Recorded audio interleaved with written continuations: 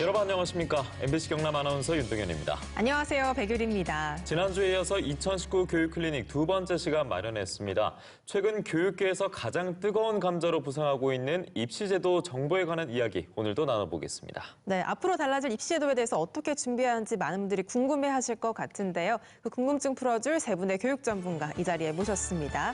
네, 먼저 박종훈 교육감께서 지난주에 이어 오늘도 함께하시겠습니다. 어서 오세요. 예, 반갑습니다. 네, 네. 오늘도 잘 부탁드리겠습니다. 자, 그리고 경남 대입정보센터 김종승 장학사님도 함께합니다. 어서 오십시오. 예, 반갑습니다. 안녕하세요. 반갑습니다. 그리고 일선교육을 담당하고 있는 거제중앙고등학교 이수진 선생님도 오늘 오셨습니다. 어서 오십시오. 예, 반갑습니다.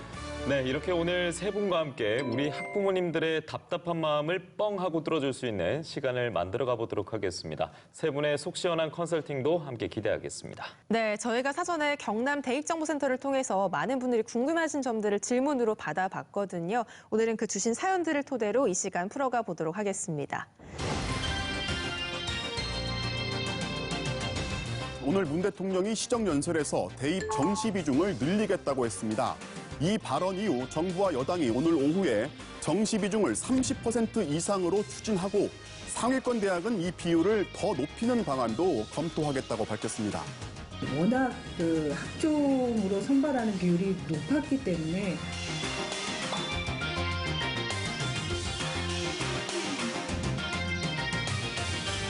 네, 우선 궁금한 게 이번에 발표된 대입 공정성 강화 방안이 어떤 내용으로 구성이 돼 있는지, 또 언제부터 시행이 되고 누구에게 적용이 되는지가 많이 복잡하더라고요. 네, 이 부분은 교육감께서 개괄적인 설명을 좀 해주시면 좋겠습니다. 지난달에 있었던 교육부의 발표가 정시 40% 확대 때문에 실질적인 학종의 공정성 강화 방안이 많이 덮여버렸거든요. 네. 그러나 사실상 이번 발표에서 학종의 공정성을 확보하기 위한 방안이 상당히 세세하게 들어 있습니다. 자기소개서나 추천서를 단계적으로 축소하거나 폐지하는 그런 내용, 또 고등학교 이름이 구체적으로 들어가지 않도록 하는 그런 내용도 들어 있습니다.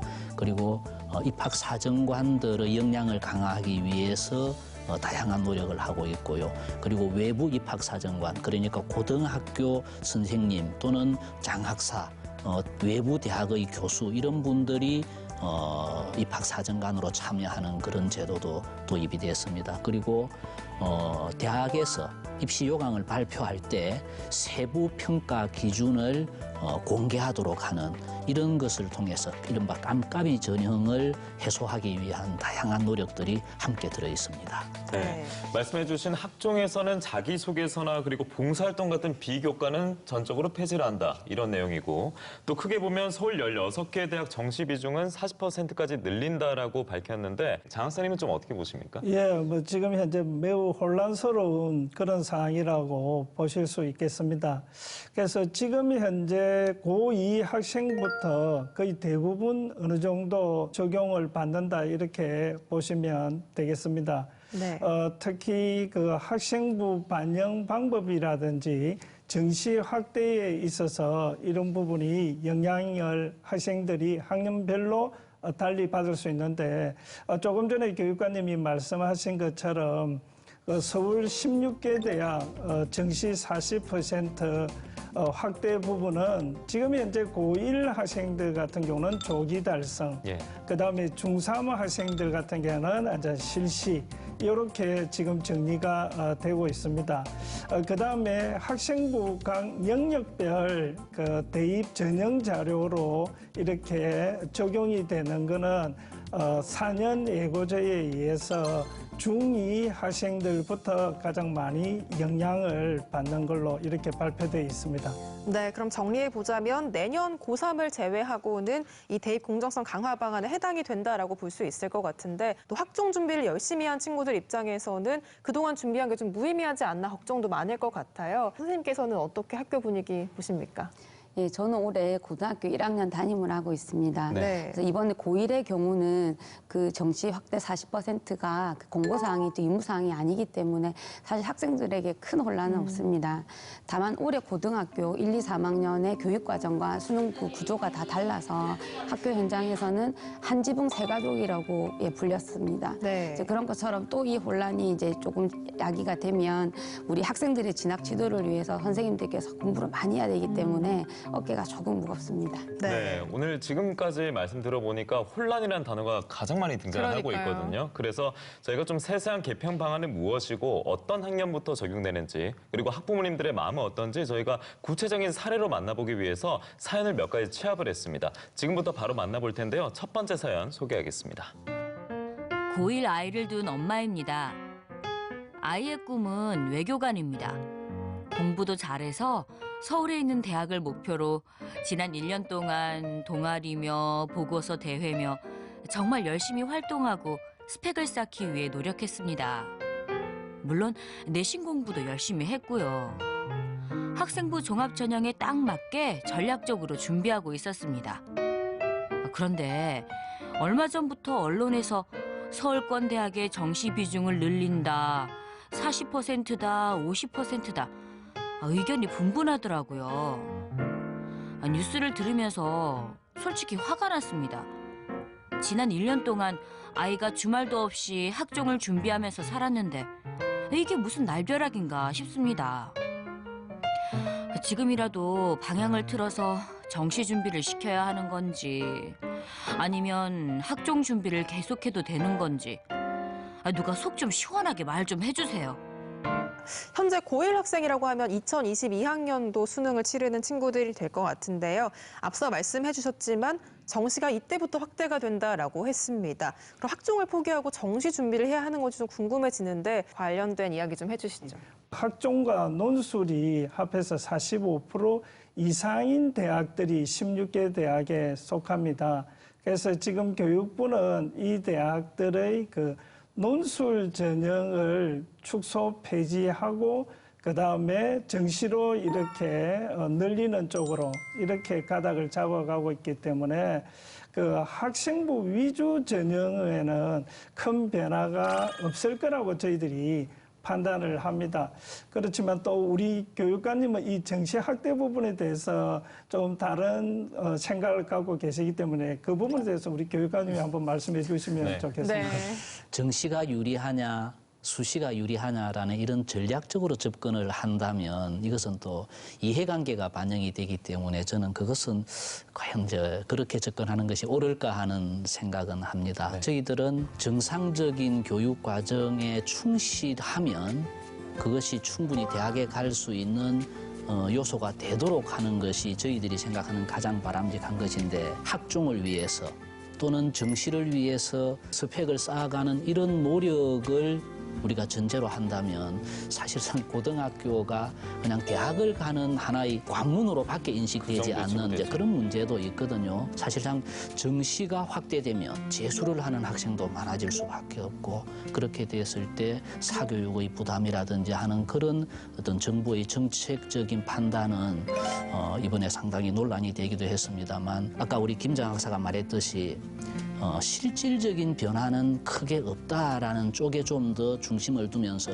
학부모님들이 안정감 있게 우리 학생들이 대학 입시를 준비할 수 있도록 하는 것과 학교 생활을 충실히 하면 그것이 모든 입시의 요소가 되고 자료가 되어서 학생이 가고 싶은 대학에 갈 수 있는 그런 쪽으로 만들기 위한 노력도 저희들이 함께 하겠습니다. 네, 그럼 종전보다 이 학종에 대해서 어떤 기재사항이 줄어든다라고 들었는데 학생들의 반응은 어떤지 선생님께서 말씀해 주시면 좋겠습니다. 오히려 이제 중학교 3학년이나 중학교 2학년 학부모님들께서 이제 고등학교에 문의 전화를 많이 주시고 그 학교에서는 어떻게 대비를 하고 있는지 교육 과정이 어떻게 운영되고 있는지 중학교 학부모님들께서 굉장히 오래 질문이 더 많으십니다. 네. 네.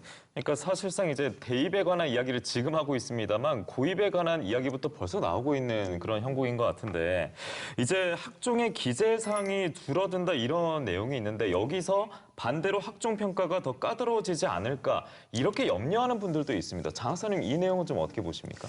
대학 입장에서 보면은 지금 현재 각 영역의 평가가 줄어들고 하기 때문에 지금처럼 학생을 자세히 들여다보기가 쉽지 않기 때문에 좀 더 면밀하게 살펴보는 부분에 있어서 그런 염려가 나오는 것 같는데 이때까지 학생들 대부분이 양적인 활동 부분에 초점을 많이 두었는데 이걸 계기로 해서 좀 질적인 부분에 활동에 좀 충실하는 그런 부분에 좀 방향 전환이 될 수 있는 그런 순기능도 있다고 저희들은 생각을 합니다. 네, 장 학사님께서 말씀을 하시면서 계속 교육관님을 쳐다보면서 말씀하셨는데 교육관님 하실 말씀이 제가 있을 것 같아요. 일정 시간을 채우기 위해서 또는 일정 분량을 채우기 위해서 하는 어떤 학생 활동보다는 그 어떤 질을 높이기 위한 학생 활동이 얼마나 진정성 있게 이 아이가 진로를 찾아 나가는 과정에서 만들어지는 것인가 하는 어떤 정성적인 평가도 이 부분에 있어서는 중요하다고 저는 생각을 합니다. 네. 이제 최근에 학생부를 저희들이 쭉 이제 검토를 했을 때 일부에서 기재해서는 안 되는 사항 이런 것이 기재된 모습을 발견하고도 하는데 저희들은 학생부가 학부모들로부터 또는 대학으로부터 신뢰받는 일이 가장 중요하다. 그래서 이런 내용에 대해서는 저희들이 지도를 좀 더 엄격히 하고 충실히 하겠지만 세부 능력 또는 특기 사항 이런 다양하게 적힐 수 있는 그런 요소에서 학생들을 제대로 적어주고 허위나 뭐 이런 적어서 안 될 내용은 빼서 대학과 학부모들한테서 학생부가 신뢰를 받기 위한 이 노력은 저희들 교육청에서 충실히 하고 있습니다. 네, 지금 학종에 대한 이야기가 계속 나오고 있는데요. 이 학종에서 중요하게 차지하는 비중 중에 하나가 또 비교과 부문이 아닐까 싶습니다. 여기에 대한 질문이 하나 들어왔는데요. 이 두 번째 사연은 저와 동현 씨가 꽁트로 한번 재밌게 표현해볼까 합니다. 제가 엄마고요. 동현 씨가 저의 고2 아들입니다. 맞습니다. 네, 안녕하세요. 저는 고등학교 2학년 아이를 둔 엄마입니다. 요즘 저의 가장 큰 고민은 아이가 봉사활동과 동아리 활동을 너무 많이 한다는 겁니다. 그게 무슨 고민이냐고요? 문제는 공부는 안 하고 동아리와 봉사활동만 한다는 겁니다.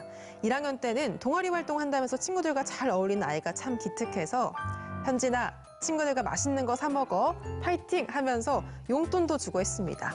당연히 학년이 올라가면서 공부를 많이 할 줄 알고 응원을 한 거죠. 하지만 시간이 지나고 학년이 올라가도 달라지지 않았습니다. 아니, 더 심해졌습니다. 엄마, 저 친구들하고 조별 활동하고 올게요. 또 하루는 엄마, 나라별 언어별 특징 조사하고 올게요. 이렇게 주말마다 집 밖으로 나가고 입시에 도움이 안 되는 공부만 하는 것 같아서 걱정이 앞섭니다. 현진아, 너 내일 모레가 고3이야. 이제 봉사나 동아리 활동보다는 공부를 해야 하지 않겠니? 그랬더니 글쎄 아이가 하는 말이 엄마, 요새 학종이 대세인 거 몰라요. 학종이 대세라면서 동아리와 봉사활동이 더 중요하다는 겁니다. 학종도 기본 성적에 대해 대학 가는 거 모르니? 라고 말은 했지만 저도 약간 헷갈리는 게 있다 보니까 이렇게 사연을 보냅니다. 동현 씨도 이렇게 엄마 말 안 들었나요? 저는 그 엄마 하는 톤이 그때 저를 보는 듯한 느낌이 들었는데 저희가 좀 웃고 넘어갈 수 있게 됐어요, 이제. 좀 그러게요. 딱딱한 느낌이지 않았습니까? 근데 이 사연의 내용이 보니까 현재 학생이 고등학교 2학년이었습니다. 그러니까 내년에 고3이 되니까 현행 입시제도에서 크게 벗어나지 않는 그대로 적용되는 학생이 아닌가 싶거든요, 교육관님. 학생부 종합전형이라는 것은 말 그대로 학생을 종합적으로 판단하는 것이거든요. 네. 사실 학생부 종합전형, 이 학종은 다양한 적성과 잠재력을 가진 인재를 선발하겠다는 취지에서 도입이 됐습니다. 학종은 누가 더 많은 정보를 바탕으로 어떻게 학생부를 작성하느냐에 따라서 성패가 갈리게 되는데요. 학생이 학생 활동에 있어서는 골고루 참여하되 어느 한쪽에 편중되지 않도록 하는 그것도 저는 중요하다고 생각합니다. 네. 종합 전형이기 때문에 그래서 학교 생활을 충실히 한 학생, 다양한 활동을 통해서 그러나 자기의 진로를 모색해 나가는 과정에서 내가 가져야 될 진로와 연관이 있는 다양한 활동들을 이렇게 챙겨가면서 하는 그런 노력이 있어야 되겠고요. 그리고 세부 능력과 특기사항, 사실상 교과 영역이 성적으로 표시되는 것 이외에 학생의 개별성이나 특징이 드러날 수 있는 부분은 세부 능력 특기사항 이쪽 부분이거든요. 그래서 이쪽 부분에 대해서 좀 더 제대로 기재가 될 수 있도록 하는 학생과 학교의 그 노력 이것이 있어야 될 것 같습니다. 어떤 뭐 대학 입시에 적용이 되고 안 되고를 또 중요하겠지만 학생이 하는 동아리 활동, 봉사 활동, 독서 활동 이것은 나중에 대학에 가서도 어른이 되고 난 뒤에도 많은 도움이 될 요소이기 때문에 이것이 꼭 대학 입학에 쓰인다 안 쓰인다는 것을 가지고 너무 거기에 이래 집착하는 것은 안 좋은 것 같습니다. 그러니까 조언 네, 자체가 맞습니다. 좀 좁은 시야를 가지면 안 된다 이렇게 말씀해 주신 것 같아요. 그렇죠. 예. 그것이 학생부 종합 전형이 바라는 학생상이라는 것이 분명하지 않습니까? 맞습니다. 네, 맞습니다. 그럼 선생님께서는 이 현진 학생의 담임 선생님이라면 어떤 조언을 할 수 있을지 한번 들어보고 싶은데요. 예. 공교롭게도 우리 반 반장의 이름이 이현진입니다. 아, 그래요? 네, 그래서 이 사연을 듣다 굉장히 좀 빵 터졌는데요. 네. 동아리와 봉사활동 등 하게 되면 학생부 종합전형에 분명히 도움이 됩니다. 하지만 분명히 내신 공부도 열심히 해야 이 결과를 얻을 수 있을 것 같습니다. 네, 특히나 담임 선생님이기 때문에 더 날카로운 지적을 해주신 것 같은데 이게 이제 봉사활동, 동아리 같은 비교과 활동의 문제점이 수면 위로 드러났기 때문에 이런 일이 생긴 거거든요. 이 장 학생님 보시기에는 문제점이 좀 어떤 게 있었다라고 보십니까?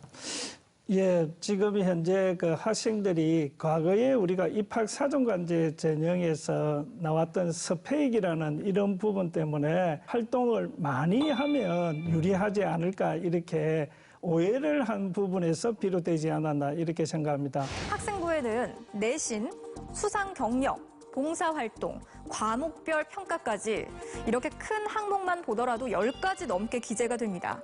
자, 여기에 자기소개서까지 추가가 되겠죠. 학종 도입 6년, 그 사이 학생부를 둘러싼 각종 비리가 터져나오면서 제도를 개선해야 한다는 목소리도 높아지고 있습니다.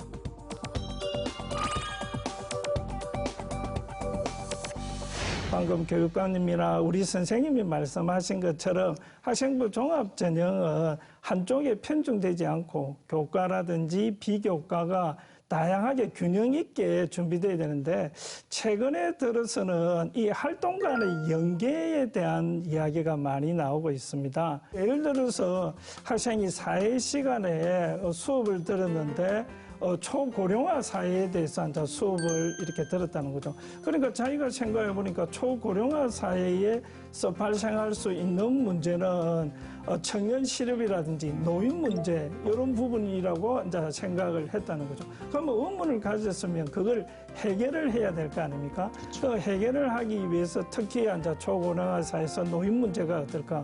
그래서 결국은 노인분들이 많이 계시는 요양병원이라든지 경로당 이런 데 가서 그분들과 이제 이렇게 함께 이런 형태로 해서 이루어지는 것이 가장 바람직한 학생부 종합 전형의 준비가 아닐까 이렇게 생각을 합니다. 다음 사연 논술 전형에 대한 사연이거든요. 지금 바로 들어보겠습니다. 고2 아이를 둔 엄마입니다. 아이는 인문계열 쪽의 학과를 희망하는데 1학년 2학기 때 학교 시험을 한번 망친 뒤로는 긴장을 해서인지 내신 성적이 좋지 않아요. 성적이 오르질 않으니 이래저래 걱정하던 차에 아이가 글솜씨가 제법 괜찮아서 여기저기 알아보니까 아예 논술에 올인해서 대학을 준비하는 게 어떻겠냐고 하더라고요. 근데 논술을 준비하면 정말 학교 내신 성적은 보지 않는 건지 논술만 잘 쓰면 되는 건지 자꾸 논술 비중이 줄어든다고 하니까 불안한 것도 있고요. 논술로 갈 수 있는 대학이 얼마나 되는지도 궁금합니다. 네, 이 학생도 고등학교 2학년이었습니다. 그러니까 네. 현행 입시 제도에 그대로 적용되는 대상자인데 논술 전형을 고려하고 있다라는 내용이 이제 전반적인 내용이었는데 논술 참 생각하면 어려운데 지금 어떤 고민 때문에 이런 얘기가 나왔을까요, 장 학생? 논술 전형을 실시하는 대학이 33개 대학 정도 33개요. 됩니다. 네. 네. 그중에 우리 지방은 3개 대학 정도로 부산대, 경북대, 울산대 의예과가 이제 이렇게 논술로 학생을 선발합니다. 그 전체적인 비중은 한 모집 인원의 3.2% 정도. 그리고 서울의 주요대 중심으로 해서는 한 11% 정도 논술을 합니다. 그런데 이제 논술 같은 경우는 100% 논술만 가지고 학생을 선발하는 대학보다는 논술과 그다음에 교과 성적이 한 30-40% 보통 반영 대학들이 많습니다. 네네. 1, 2점 당락에 있어서는 교과 성적도 중요한 요소가 아닐까 이렇게 생각을 합니다. 저는 이제 논술에 대해서 어떻게 대응할 것인가에 대한 어떤 기술 부분보다는 오늘 이제 다양한 학부모님들의 이야기를 듣습니다만 처음부터 너무 한 곳으로 이렇게 정해서 나아가는 것의 유리함도 있겠지만 그러다가 중간에 아이가 진로를 바꾸거나 또는 전형 방법에 있어서 또 다른 제2의 방법으로 바꾸었을 때를 생각을 한다면 네. 너무 이렇게 한 가지에 올인하는 이런 방법이 과연 옳은가라는 데 대한 의문이 저는 생깁니다. 그래서 한쪽에 매몰되지 않고 다양한 방법을 동시에 이렇게 나아가는 것, 그렇게 하다가 어느 시기에 가서 내가 유리한 것은 이쪽이겠구나라고 판단이 된다면 그쪽으로 나아가는 것이 옳지 않겠나. 그 시기를 어떻게 조절하는 할 것인가에 대해서는 학교와 선생님들과 충분히 논의해서 그렇게 나아갔으면 좋겠습니다. 네, 논술에 대한 우려의 목소리가 나오고 있는 것 중에 하나가 이제 권고사항이긴 하지만 앞으로 서울시 대학에서 논술을 폐지하면은 단계적으로 지역 대학도 폐지하지 않을까 이런 우려의 목소리가 나오고 있거든요. 장 박사님은 이거에 대해서 어떻게 보시는지 들어보겠습니다. 예, 이미 작년에 2022 대입제도 개편안에 논술 부분에 대해서는 축소 폐지가 이미 예고되어 있는 그런 사항입니다. 사실 논술 전형은 재학생보다 졸업생들이 지원을 하는 그런 전형인데 이게 폐지가 되면 졸업생, 재수생들 입장에서는 조금 불리하다고 할 수 있겠지만 그래도 이 부분이 사라지는 것이 아니고 정실적으로 이렇게 옮겨가기 때문에 그 부분도 이런 측면에서 해결되지 않을까 생각합니다. 정리해보면 이번에도 편중되지 말라, 편식하지 말라가 주제가 됐던 것 맞습니다. 같고요. 자, 그렇다면 이제 다음 사안 한번 넘어가 보겠습니다. 이번에는 특별히 김종승 장학사께서 특별히 고른 사연이라고 하는데요. 본인이 직접 읽어주시면 좋을 것 같습니다. 장 학사님. 예, 제가 신경 써서 읽어보도록 하겠습니다. 부탁드리겠습니다. 예, 고2 여자아이를 둔 학부모입니다. 여름방학 직전 선택 과목을 정해서 일단은 아이가 하고 싶은 걸 선택하긴 했습니다. 그러나 막상 3학년이 가까우니까 이거 잘 선택한 건지 잡신이 없어 하네요. 공대를 희망해서 물리를 선택하긴 했는데 물리를 선택하는 학생 수가 워낙 적어서 내신을 따기가 힘들다고 해요. 남학생들보다 물리를 더 잘할지도 의문이고요. 수시로 공대에 지원할 거면 내신이 좋지 않더라도 물리를 선택해야 한다고 하는데 저는 어떻게 해야 할까요? 네, 저 감정을 담아서 읽어주셨습니다. 감사합니다. 네. 역시 일단은 고2 학생이었고 이번에는 과목 선택에 대한 좀 고민이 있었던 것 같은데 장 학사님께서 먼저 해법을 주신다면 어떤 게 있을까요? 예, 또 물리2는 진로 선택에 해당되는 과목입니다. 그런데 고2 학생들의 그 선택 과목은 지금 현재 상대평가입니다. 네. 그런데 고1 학생들 같은 경우에는 진로 선택 과목이 성취 기준으로 이렇게 변경이 됩니다. 그래서 고2 학생들 같은 경우는 지금과 다른 과목과 평가 방법이 똑같은데 제가 생각할 때는 어떤 전형에 가느냐에 따라 조금 차이가 있을 수 있겠습니다. 물리 같은 경우는 수강자 수가 조금 적고 하다 보니까 좋은 등급을 받기가 쉽지 않은 어렵죠. 부분은 네. 뭐 사실입니다. 그래서 학생부 교과 전형에 있어서는 결코 유리하다고 제가 말씀드릴 수는 없고요. 그런데 학생부 종합 전형에서는 선택 과목 같은 경우에 있어서는 내신 등급만 가지고 평가하지는 않습니다. 거기에 보면은 원점수도 있고 평균 점수도 있고 표준 편차도 있고 수강자 수도 있고 그러하기 때문에 등급이 좋지 않더라도 원점수가 높다든지 그다음에 표준 편차가 적음으로 해서 또 평가가 달라질 수 있고 그다음에 특히 세부 능력 및 특기사항 내용도 유심히 살펴보기 때문에 어떤 전형이냐에 따라 유불리가 있을 수 있기 때문에 네. 그거보다는 오히려 제가 생각할 때 학생들이 이런 고민은 분명히 많이 할 수밖에 없습니다. 그렇지만 대학에 가서 부분을 한번 생각해 봐야 되지 않을까 생각합니다. 공대를 가면은 뭐 주로 저희들 입장에서 보면 수학이나 물리가 중요 과목이 되기 때문에 오히려 고등학교 때 조금 힘이 들 수는 있겠지만 대학 갔을 때는 훨씬 고등학교 때 이 물리 과목을 함으로 해서 수월하게 대학 공부를 할 수 있지 않을까. 저는 뭐 당장 학생들 입장에서는 좋은 대학 가는 게 중요할 수도 있겠지만 멀리 보고 조금 판단을 해주는 게 좋지 않을까 이렇게 생각을 합니다. 네. 네, 그럼 아이들이 원하는 학과에 따른 선택 과목을 안내하는 것도 어떤 교사의 역할이지 않을까 싶은데요. 어떻게 지원하고 계시는지도 말씀해 주시면 좋겠습니다.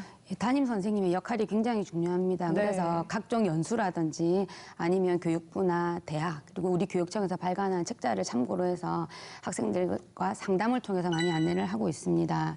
예를 들어서 경제나 경영 계열로 진학하고자 하는 경우에는 우리가 흔히 상식적으로 알고 있는 문과이기 때문에 수학을 뭐 안 하거나 못해도 된다라고 생각하는데 하지만 대학에서는 수학 1, 2가 1, 2, 미적분, 뭐 확률 같은 게 그다음에 경제 수학, 특히 사회교과에서 경제 과목은 필수적으로 이수하는 것을 권장을 하고 있습니다. 물론 앞서 장 강사님 말씀하신 것처럼 교과 전형에서는 조금 불리할 수 있을 수도 있습니다. 하지만 대학에서 공부를 학업을 충실히 하기 위해서는 이런 과목들이 반드시 필요로 하기 때문에 그런 과목들을 이제 학생 상담을 통해서 권장을 하고 있습니다. 네, 선택 과목을 정해야 하는 고1 학생들에게 나라면 이렇게 선택하겠다라는 조언을 교육감님께서 해주시면 좋을 것 같습니다.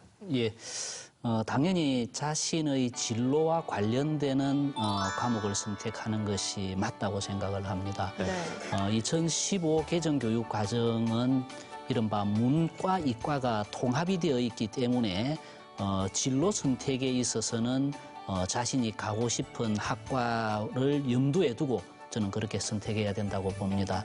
다만 이제 뭐 대학에 가기 위해서 유리하냐 불리하냐라는 것보다 좀 더 장기적으로 내가 대학에 가서 이수할 수밖에 없는 과목인데 대학 가는데 유리하지 않기 때문에 그냥 버려버린다든지 하는 그런 어리석음을 범하지는 않아야 될 것 같습니다. 대학에서 건축공학을 전공하고 졸업한 지 오래된 제 아들 녀석도 네. 네.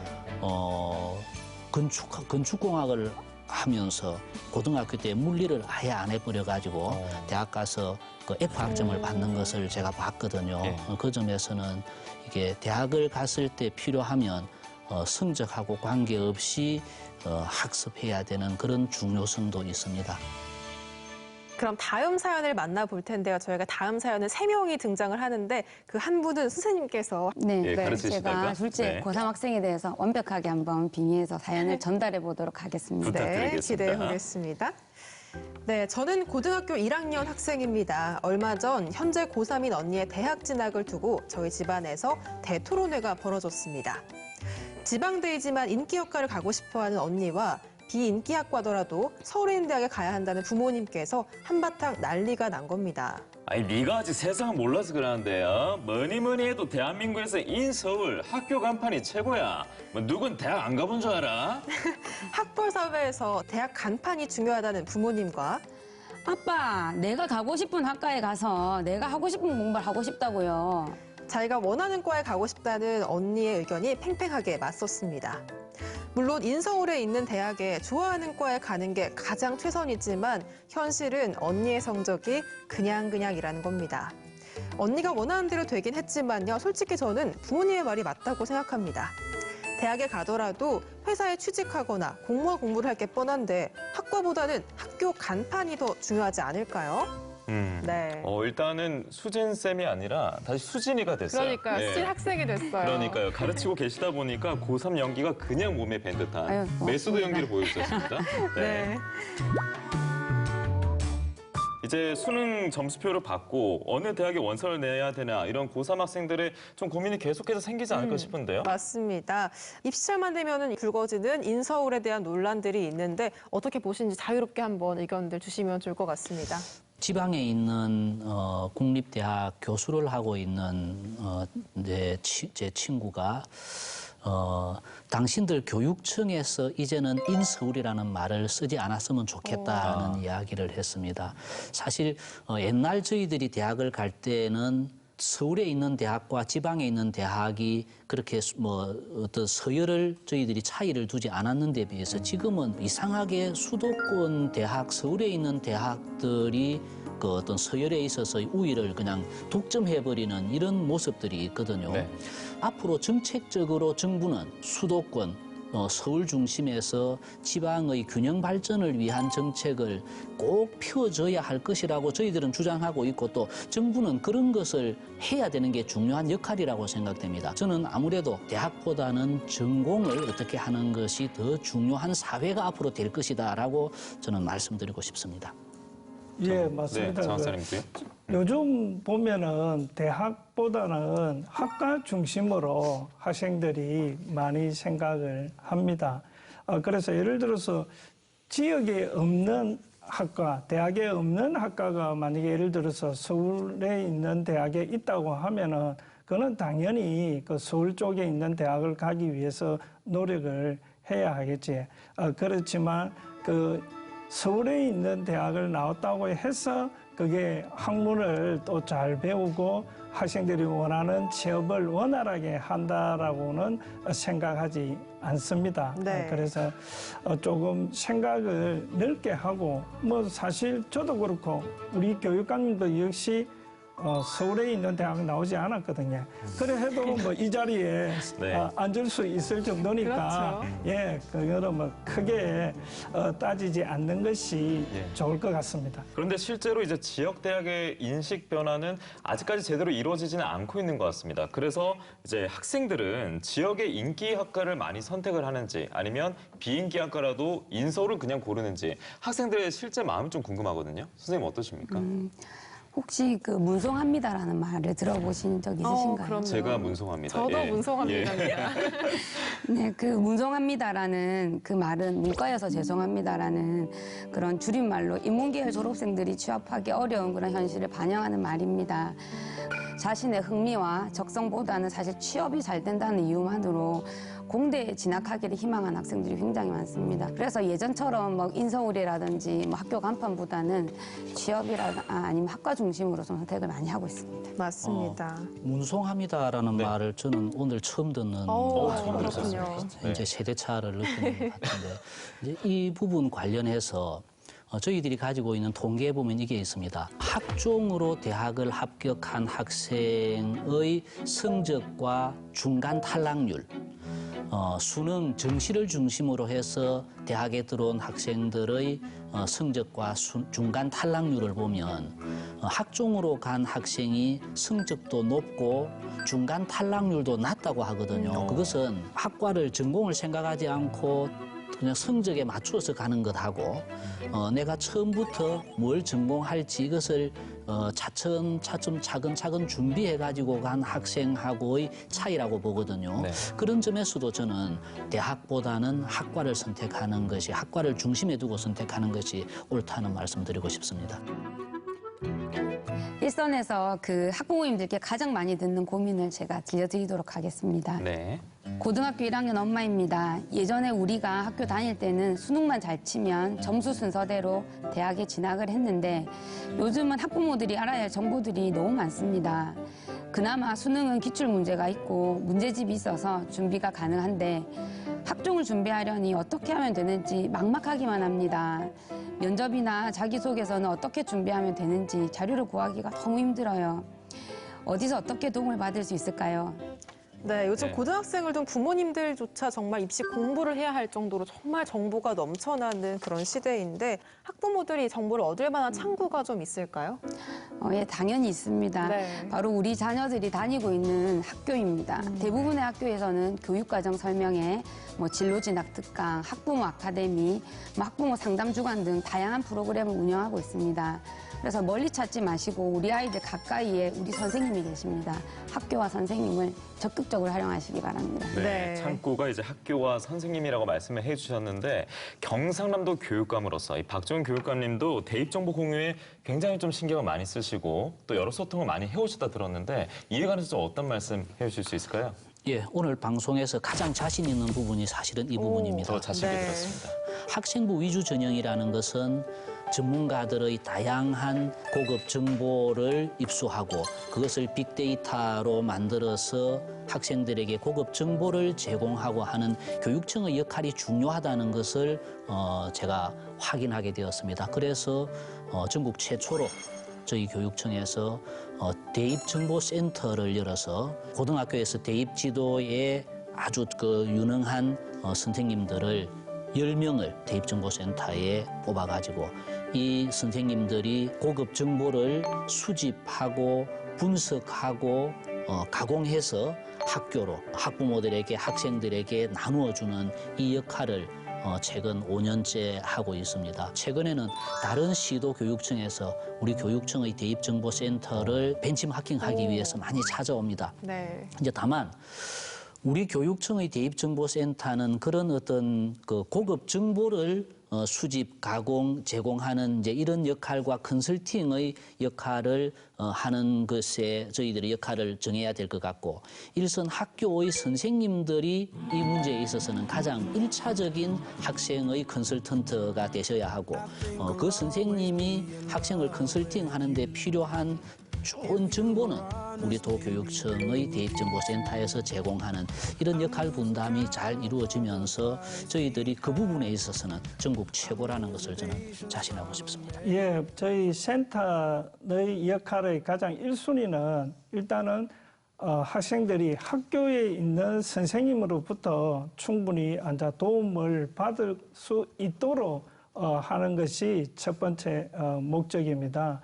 그 다음에 이제 그게 조금 아쉬운 점이 있으면 저희들을 찾아주시면 됩니다. 그래서 저희들이 상담도 하고 다양한 컨설팅이라든지 설명회 등을 하고 있습니다. 특히 상담 부분에 있어서는 온라인 상담이라든지 전화 상담, 방문 상담 이렇게 진행을 하고 있습니다. 특히 저희들이 매월 한 차례 찾아오는 경남 대입정보센터 프로그램을 통해서 학부모님한테 최신의 정보를 제공해 주기 위해서 저희들이 또 노력을 하고 있고 또 많은 자료를 수집, 가공해서 학교 선생님 또는 학부모님들한테도 많이 제공을 합니다. 특히 요즘 들어서 저희들이 많이 느끼는 거는 학부모님들이 이렇게 찾아오시면 어떻게 알고 찾아왔느냐라고 이렇게 물으시면 대부분이 형 때, 누나 때 도움을 많이 받아서 그래서 오게 되었다. 근데 조금 아쉬운 부분은 저희들이 갈 때 부모님들한테 이야기를 합니다. 어머니 저희들 센터 홍보 좀 많이 해주세요 하면 예 우리 애 졸업하고 나서 해드릴게요. 나만 알고 싶은 네. 그런 이야기를 많이 하십니다. 저희들 사설기관과는 달리 무료로 네. 상담을 해드리고 있으니까 많이 이용해 주십시오. 네. 자, 여러 입시제도의 변화 속에 굉장히 좀 어려워하는 분들 많은데 이렇게 우리 지역에는 다양한 창구가 마련되어 있습니다. 그리고 모르시는 분들을 위해서 저희가 오늘 또 창구를 이렇게 마련한 거 아니겠습니까?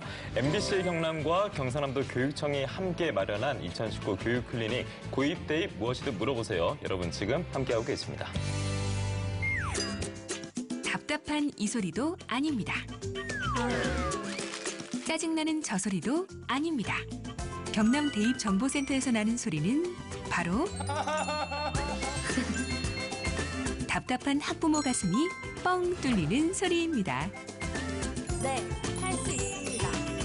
학생들의 미래가 확 보이는 소리입니다. 고맙습니다. 교사들이 힘이 나는 소리입니다.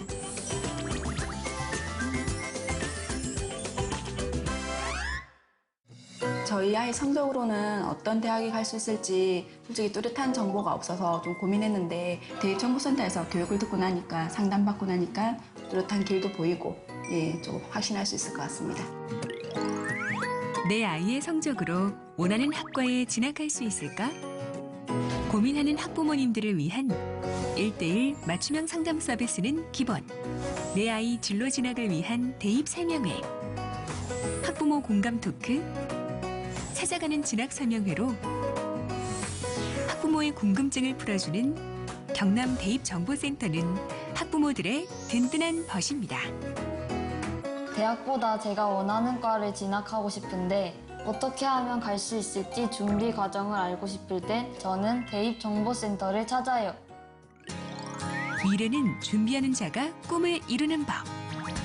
학생들의 꿈과 끼를 살리는 체계적인 진학 컨설팅을 비롯해 전국 대학들의 정보를 알 수 있는 아이조와 대학 진학 박람회, 학생부 종합 전형 면접 캠프, 찾아가는 진학 협업 컨설팅과 같은 다양한 활동을 펼치는 경남 대입정보센터는 학생들의 미래를 책임지기 위해 노력하고 있습니다.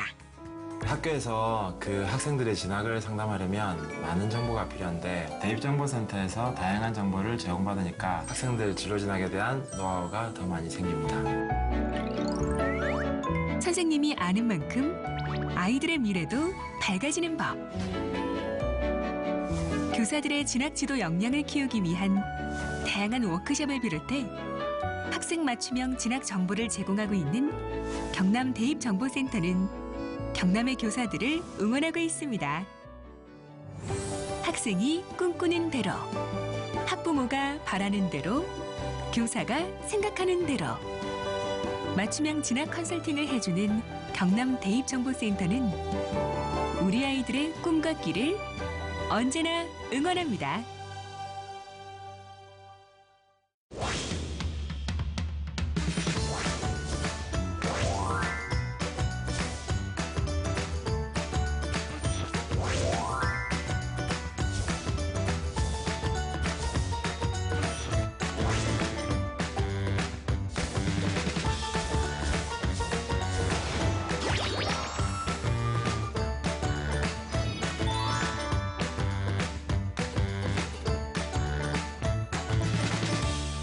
네, 이번에 교육부에서 발표한 대입 공정성 강화 방안이 본격적으로 해당이 되는 지금의 중2 학생들 사이에서는 이게 웬 날벼락이냐 이런 반응이 나오고 있고요. 네. 벌써부터 대입에 대한 고민이 이만저만이 아니라고 합니다. 네, 이게 고등학교 진학 자체가 대입과 직결된 문제이기 때문에 계속해서 고민이 생기고 있는 건데요. 흔히도 중2병이라고 하잖아요. 그렇죠. 이 중2병에 입시병까지 맞물렸다 이런 시선도 있다고 합니다. 각자의 고민이 정말 많을 것 같은데요. 이번에는 고입을 앞둔 분들의 사연 준비했습니다. 안녕하세요. 저는 중학교 2학년 김윤기라고 합니다. 교육감님께 꼭 여쭤보고 싶은 게 있어서 이렇게 사연을 보내게 됐습니다. 평소 엄마는요, 저에게 이렇게 이야기하셨습니다. 윤기야, 사람은 일단 기술이 있어야 된다. 그래야 걱정 없이 먹고 살 수 있는 거다. 저는요, 반에서 중간 정도 성적이고요. 공부보다는 컴퓨터 공학에 더 관심이 있는 편입니다. 제 꿈도 컴퓨터 관련 일을 하고 싶고요. 그래서 엄마에게 이렇게 이야기했습니다. 엄마, 나 특성화고 갈게요. 가갖고 컴퓨터 공부 일찍 시작할게요. 야, 지금 뭐라 하노? 엄마가 평소에 한 말도 있고 제 생각에 동의해 주실 거라 생각했는데 엄마는 저에게 이렇게 화를 내시더라고요. 무슨 말이고 갑자기. 특성화고 가면 네 대학은 못 잘라고. 아, 엄마, 대학 꼭 가야 되나? 언제나 또 기술이 중요하다며. 인문계 가면은 기술이랑 상관없이 국어, 영어, 수학, 요거 국영수만 매달릴 낀데 그게 더 시간 아까운 거 아이가? 대학은 또 가갖고 꼭 필요한 공부하면 되지. 제 생각은 이렇게 아무리 설명해도 우리 엄마는 이해하지 못하시는 것 같습니다. 아직 고등학교에 가려면 시간이 남았으니 나중에 다시 이야기하자고 하시네요. 늘 제 말에 공감해주는 엄마였는데 솔직히 요즘 엄마에게 실망하고 있습니다. 교육감님, 대학은 꼭 나와야 되는 걸까요? 특성화 고등학교로 가면 대학 가는 게 힘든가요? 저는 공부를 안 하겠다는 게 아니라 필요한 공부를 하겠다는 건데 제가 잘못 생각하고 있는 건지 답답합니다. 교육관님 도와주세요. 이렇게 하셨습니다. 네, 저의 사투리 연기에 제가 소름이 돋네요. 네, 또 전반적으로 소름 돋는 꽁트였습니다. 네, 시청자분들께 네. 사과의 말씀 드리고요. 특성화고는 수능에 취약할 것이다 이런 인식이 좀 있는 것 같은데 이거에 대해서 어떻게 생각하시는지 장 학사님께서 한번 말씀해 주시면 좋겠습니다. 예, 특성화고는 그 취업 중심의 학교이기 때문에 교육 과정 자체가 일반고와는 조금 다르다고 보셔야 될 것 같습니다. 대학 진학하기가 힘들 거라고 이렇게 생각하는데 네. 꼭 수능으로만 대학 가는 것이 아니기 때문에 수시에서 특성화 학생들을 위한 전형들이 많이 있습니다. 그래서 대학 가는 데 있어서 수능 때문에 어렵다 이렇게 말씀드리기는 어려운 것 같습니다. 네. 대학을 가는 데 있어서는 그 어떤 특성화 고등학교가 좀 불리한 점은 있을 겁니다. 네. 그러나 아까 김장 학사께서 말씀하신 것처럼 수시 전형이 또 다양하게 열려있기 때문에 특성화 고등학교가 그렇게 특별히 불리하지는 않다는 이야기도 네. 했고 예. 그런데 최근에 와서는 국가가 공무원 시험에 있어서 특성화 고등학교 학생들을 우선적으로 뽑는 이런 제도도 만들어져 있습니다. 네. 그와 함께 지금 특성화 고등학교는 선, 취업, 후, 학업 이렇게 해서 일단 취업을 하고 난 뒤에 또 대학을 가서 공부를 할 수 있는 이런 제도들이 다양하게 열려 있다는 점으로 저는 정리를 해드리고 싶습니다. 네. 네, 그럼 다음 사연 만나볼 텐데요. 다음 사연은 고교 등급제에 대한 사연입니다. 지금 바로 만나보시죠. 중학교 3학년 학생의 부모입니다. 아이의 고등학교 선택을 두고 정말 고민을 많이 했습니다. 결국 집 가까운 학교를 희망하긴 했는데 주변에서 이런 얘기를 들어서 많이 불안합니다. 대학에서 아니라고 해도 내부적으로 고등학교 등급을 다 매겨놨대. 그래서 다들 성적 잘 나오는 고등학교에 보내려고 하는 거 아니겠어? 이게 참 말이 많더라고요. 그러게요. 예. 진짜 대학교에서 내부적으로 고등학교 등급을 매겨놨을까요? 집과 가까운 거리에서 집밥 먹으면서 편하게 다닐 수 있는 학교에 보낸 제 선택이 혹시 잘못된 걸까요? 제가 옛날에 교육위원 할 때 예. 서울에 있는 유명한 사립 K대학을 상대로 예. 고교 등급제를 시행하고 있다는 나름대로 증거를 확보해서 헌법 소원까지 제기했던 적이 있거든요. 1심 법원은 이건 고교 등급제라고 했지만 2심과 대법원은 학교 재량이라며 면죄부를 줬습니다. 이 판결 이후 대학들은 더 공공연하게 고교 등급제를 적용하는 분위기입니다. 이 다윗과 골리앗의 싸움이어가지고 결국 지고 말았습니다만 그러게요. 증거를 확보하기가 좀 어려워서 그렇지 거의 뭐 정설이었던 것 같습니다. 정설이었다. 네. 그 경향신문 칼럼에 보면 만약 고교 등급제를 고려하지 않고 학종 입시 지도를 하는 교사나 입시 전문가가 있다면 그는 철저히 무능한 자다라고 현직 교사 이기정 선생님이 고백을 하였습니다. 올 11월 그 교육부에서 발표한 고교 서열화 해소 및 일반고 교육 역량 강화에 따르면 합격자 평균 내신 등급이 일반고는 1.3, 그리고 자사고는 2.26, 외고와 국제고는 2.86으로 드러났습니다. 그래서 이 수치만 보면 실제로는 뭐 존재하는 것 그러게요. 같습니다. 정말 그러네요. 정설이라는 말이 맞네요. 예, 그렇다면 이제 이 보이지 않는 등급제로 공정성이 훼손이 되고 있다면 대책 마련이 필요할 것 같은데 교육관님 뭐 다윗이 골리앗을 넘어야 되지 않겠습니까? 예, 그리고 이제 이번에 교육부가 대입 제도 공정성 강화를 위한 방안과 그 후속 조치에 보면 이 부분은 아주 강력하게 문제 제기를 하고 교정을 하겠다는 의지를 가지고 있는 것 같습니다. 네.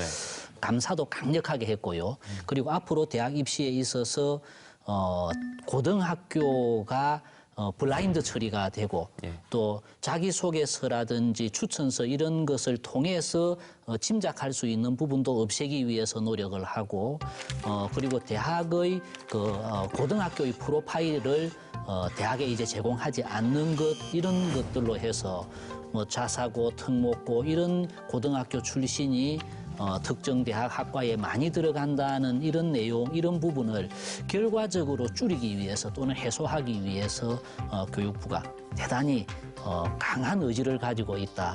이 부분은 우리 뭐 교육청도 또는 학부모님들도 정부의 의지를 한번 믿고 이렇게 대학 입시를 준비해도 될 것 같습니다. 예, 정부와 또 경남교육청의 강력한 의지가 있다는 점을 강조를 다시 한번 해주셨고, 그렇다면 이제 경남 대입정보센터의 입장도 이 부분에 관해서 듣고 싶은데요. 예, 이 부분은 지금 현재 고2 학생들도 함께 적용이 되는 부분입니다. 특히 그 학생부 종합전형 대학별 선발 그 기준이라든지 그다음에 우리가 흔히 고교 프로파일이라고 이야기하는 공통 고교 정보는 폐지가 되고 그다음에 지금까지는 면접에서만 블라인드 처리를 했는데 지금 현재 고2부터는 서류 면접 다 이렇게 블라인드 처리를 함으로 해서 지금 현재 국민들이 우려하는 이런 고교 등급제에 대한 의구심을 해소하기 위한 조치를 내놨다라고 생각을 합니다. 네, 지금까지 고교 등급제에 대한 조금은 이제 무거운 이야기를 해봤는데 좀 분위기를 바꿔서 다음 사연 만나보겠습니다. 다음 사연은 교육감님께서 직접 준비를 하셨다고요? 예, 한번 제대로 해보겠습니다. 네. 저는 중학교 2학년 아이를 둔 엄마입니다. 아이가 다니는 학교에서는 토론 수업을 많이 하는데 솔직히 저는 조금 걱정이 됩니다. 특히 수학 시간에 학생이 학생을 가르치는 수업을 하는데 아이가 수업을 준비하는 시간도 많이 걸리고 또 다른 아이들이 준비한 수업을 1년 동안 들으면서 공부를 하는 게 학습에 효과가 있을까 의문입니다. 물론 선생님이 보충 설명을 해준다고 하지만 선생님이 연구를 잘해서 즐겁게 가르치는 그런 수업이 훨씬 낫지 않을까요? 아이는 수업 시간이 즐겁다고 하지만 저는 아이가 기초 지식이나 개념을 제대로 정립하지 않고 시간만 즐겁게 보내는 건 아닌지, 특히 고등학교에 가서는 중학교 때처럼 토론 수업이 이어지지 않을 확률이 높다고 하는데 적응이 될지도 걱정이고요. 수학이 입시에서 가장 중요한 과목인데 친구들과 하는 토론 수업이 실력 향상에 도움이 될까요? 네, 이 학종 때문에 인기가 많았던 토론식 수업에 대한 이야기였습니다. 하지만 정시가 확대된다고 보면 이런 수업이 좀 필요가 없어지지 않을까 이런 우려의 목소리가 나오고 있는 것 같은데 어떻게 보시나요? 저는 이것을 대학을 가는 데 있어서 수능에 유리하다 또는 학종에 유리하다 이런 것으로 수업의 방법에 대해서 그렇게 나누고 싶지는 않습니다. 네. 지금까지 우리의 수업 방식이 선생님이 아이들에게 일방적으로 강의를 하고 아이는 필기 잘해서 잘 외우는 이런 방식으로 수업을 해왔다면 미래의 수업의 방법은 학생이 적극적으로 참여해서 자기 주도적인 학습이 이루어지고 이렇게 나아가야 아이가 자기가 중심이 돼서 자기를 이끌어 나가는 이런 연습이 되고 또 뭐 학종이라는 것에서 사실은 그런 내용들이 제대로 적히는 것이 대학을 가는데 유리한 요소도 있습니다만 이것은 대학을 가기 위한 것만은 아니고 아까 말씀드린 것처럼 미래의 수업 방식은 그렇게 나아가야 한다고 저희들은 생각합니다. 이제 다만 학부모님께서 우려하신 것처럼 이런 수업 방법이 가지고 있는 불리한 요소들도 저희들은 어떤 가능성은 생각하고 있고요. 그러나 구체적인 데이터를 저희들이 봤을 때는 이런 식의 수업 방법이 학생들에게도 훨씬 학습 효과도 훨씬 있더라는 것을 저희들은 다양한 데이터를 가지고 있습니다. 듣는 것보다는 가르치는 것이 학습 효과가 훨씬 더 높다라는 것이 통계적으로 나와 있고 하는 점에서 저는 수업 방식의 변화를 적극적으로 권장하고 있는 편입니다. 사실 초등학교나 중학교만큼 이런 토론식 수업과 같은 배움 배움 중심 수업이 조금 활성화가 덜 된 편이긴 합니다. 네.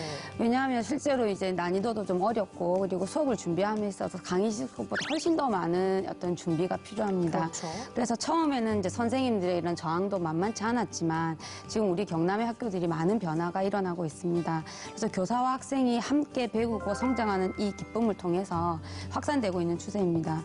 그래서 이 학부모님들에 대한 걱정들이 지난주 그 방송에 나왔던 그 거제 서울중학교의 그 수학수업을 보셨으면 이런 걱정이 조금 덜하지 않을까 싶습니다. 네. 최대값을 한번 살펴볼게요. 강의식 수업은 일단 선생님들이 문제를 설명하고 이제 개념을 설명하다 보니까 이해를 못하는 친구들이 있고 거기서 이제 자신은 이제 수학을 잘하고 싶지만 선생님들에게 질문을 못 해가지고 넘겨서 수포자가 되는 경우가 많은데 이제 친구들이 하는 식으로 수학을 하면은 자신이 아무리 수포자가 되려고 노력해도 옆에 친구가 개념을 설명해주고 문제를 알려주니까 거기서 더 흥미를 유발하게 되고 나오는데 여기가 0이 돼야 되니까 x는 마이너스 2예요.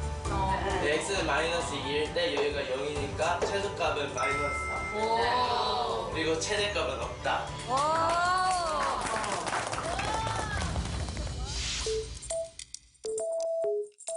저는 내년이면 고등학생이 되는 중3 학생입니다.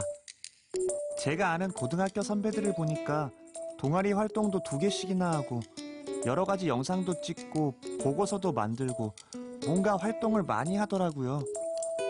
무엇보다 같은 반인데도 다른 과목을 듣기도 하던데 중학교와 고등학교의 가장 큰 차이가 뭔가요? 부모님은 고등학교에 가서 적응을 잘하려면 책상에 진득하게 엉덩이를 붙이는 습관부터 들여야 한다는데 고등학교에서는 엉덩이를 뗄 시간도 없는 건가요? 곧 겨울방학인데 고등학교 생활을 잘하기 위해선 어떤 준비를 하면 도움이 될까요? 네, 곧 고입을 앞둔 중학생의 사연이었는데 학종 스펙을 쌓기 위한 겨울방학에 대한 그런 사연이었잖아요. 참 우울해지는 그런 사연이었는데 고등학교 가기 위한 준비 어떻게 하면 좋을지 교사 입장에서 한번 들어보겠습니다. 네, 먼저 자신의 희망 진로에 대해서 충분히 고민을 하셨으면 좋겠습니다. 진로가 명확하지 않으면 정말 안내 드리기가 어렵습니다. 그렇기 때문에 즐겁고 행복한 중3 겨울방학도 중요하겠지만 내가 하고 싶은 것, 그리고 내가 잘할 수 있는 것이 무엇인지 충분히 고민을 하는 시간이었으면 좋겠습니다. 네. 비교과 폐지 방침에 따르면 이제 동아리나 봉사활동 같은 것은 그럼 이제 안 해도 되느냐, 잘 모르겠어요, 이렇게 또 질문할 것 같거든요. 장 학사님 좀 어떻게 보십니까? 예, 지금 현재 이 학생은 중3 학생입니다. 네. 이 학생이 내년에 고1이 되는데 지금 현재 그 동아리 봉사 예부 활동의 대입 미제공은 지금 현재 중2 학생부터 적용이 됩니다. 그래서 우리 중3 학생이 고등학생이 되는 내년 같은 경우에는 자율 동아리는 한 개만 학생부에 기재가 되고 그다음에 수상 같은 경우에도 여러 개가 이제 기재가 되지만 대학에 제공되는 것이 하나밖에 없다. 예, 이거는 지금 현재 고1 학생과 동일하게 적용이 된다 이래 보시면 됩니다. 그러하기 때문에 동아리 활동도 창체 동아리 활동, 자율 동아리 활동, 봉사 활동도 학교 봉사활동, 그다음에 개인 봉사활동 다 충실히 해야 되고 제가 생각할 때는 중3 학생들이 조금 이번 겨울 방학을 잘 보내려면 중학교 때 부족한 공부를 충실히 하는 게 더 중요하고 또 어떻게 보면 고등학교 가면 치르는 반편성고사 공부도 충실히 하는 것이 좋지 않을까 생각합니다. 네, 지금의 중2 학생들부터는 이제 비교과가 반영이 안 되기 때문에 그런 것들을 활동을 기재하지 않아도 된다고 하면은 굳이 저 같으면 공부에 더 시간을 많이 쏟을 것 같거든요. 그럼 구체적으로 학종의 어떤 부분이 폐지되고 또 변경되는지 좀 정리가 필요할 것 같습니다. 네, 참 어려운 질문입니다. 네. 대학 입시에 반영이 안 되니까 그냥 그거 다 하지 말고 어쨌든 엉덩이를 오래 붙이고 앉아 있는 것을 열심히 하라고 제가 가르쳐야만 한다는 현실이 저는 좀 많이 안타깝고요. 네. 최근 OECD에서 연구한 발표에 의하면 대한민국의 학생들이 학업 성취도 부분은 당연히 우리나라 아이가 높지만 최근 몇 년 동안에 학생들의 학교 생활 만족도 이 부분도 많이 높아졌다는 통계가 나와 있습니다. 우리가 하는 수업을 방법을 바꾸는 것이 학업 성취도도 높아지고 학생들의 학교 생활 만족도, 행복 지수도 높아지는 것이 우리가 하는 지금의 방법이라고 쳤을 때 저는 우리 중3 학생들에게 말씀드리고 싶은 것은 이것이 꼭 대학 입시에 반영이 되고 안 되고를 떠나서 내한테 도움이 되는 다양한 활동들을 해달라. 특히 책을 좀 많이 읽는다면 내가 직접 가보지 않은 곳에 대한 간접 경험을 통해서 그것이 학과 공부를 하는데도 많은 도움이 될 수 있을 것이기 때문에 독서나 취미 활동이나 이런 것을 좀 다양하게 하는 것이 그것이 나중에 나의 어떤 그 편식하지 않는 제대로 된 성장에 큰 도움이 될 것이라는 말씀 꼭 드리고 싶습니다. 네, 이렇게 교육관님의 말씀까지 들어봤습니다. 대입 관련 이야기가 아니라 고입 관련 이야기까지 나눠봤는데요. 마지막으로 김종승 장학사님부터 마지막으로 하시고 싶은 말씀이 있으실 것 같은데 좀 부탁드려도 되겠습니까? 예, 대입 제도가 계속 바뀜으로 해서 학생 학부모님들이 많이 혼란스러워할 것 같습니다. 그래서 제 생각으로는 어쨌든 간에 주어진 여건 하에서 학교 생활을 충실히 하면은 전형이 어떻게 변하든지 간에 크게 어려움이 없을 것 같습니다.